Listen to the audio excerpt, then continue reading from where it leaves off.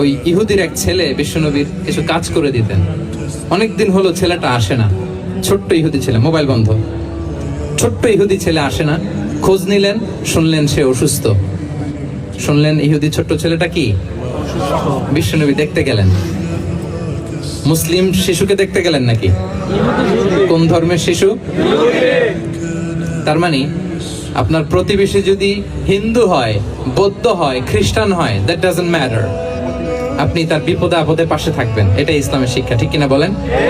এই যে আপনাদের এখানে বুদ্ধিস্ট নেইবার আছে, হিন্দু নেইবার আছে, খ্রিস্টান নেইবার আছে, তারা বিপদে পড়লে তো আপনার যাওয়ার দরকার নেই না?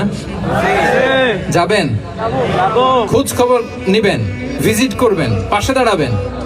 আপনি যে তাদের খোঁজ খবর নিতেছেন, মুসলিম হয়েও আপনি এত চমৎকার আচরণের, এটা দেখেই অনেকে কালিমা পড়ে মুসলমান হয়ে যাবে। এটাই তো দ্য বিউটি অফ ইসলাম, ইসলামের সৌন্দর্য।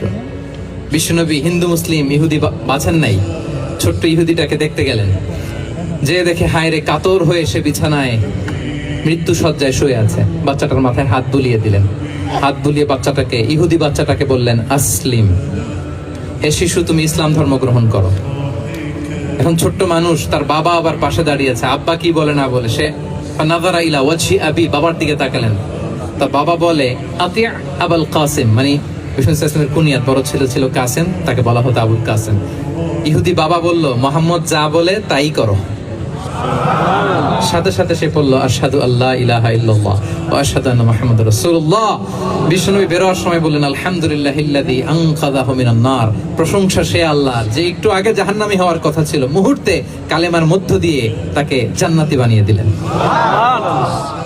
দেখেন প্রতিবেশীর সাথে কি আচরণ।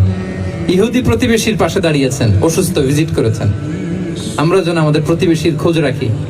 অভুক্ত প্রতিবেশী রেখে আপনি পেট পুরে খেয়ে তাহাজ্জুদ পড়লে ওই তাহাজ্জুদ আল্লাহর দরবারে যাবে না। খবরদার, খবরদার, আমরা যেন প্রতিবেশীর সাথে সুসম্পর্ক রাখি।